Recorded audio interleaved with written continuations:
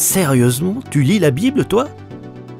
Un podcast proposé par Trésor Média. Bonjour Samuel. Bonjour Hélène. Alors comme le dit le titre de ce podcast, il paraît que vous aussi vous lisez la Bible.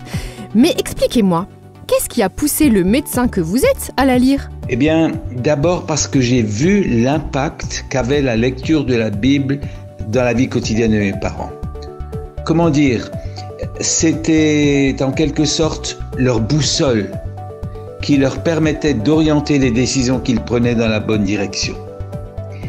Ils étaient profondément convaincus que la Bible est la parole de Dieu pour les hommes, une parole essentielle.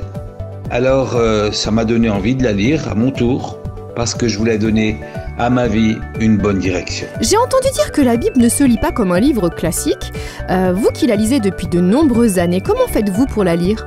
Au début de ma vie chrétienne, j'ai utilisé un guide de lecture pendant longtemps. Je pense que cela m'a aidé à avoir une discipline personnelle dans ma lecture de la Bible.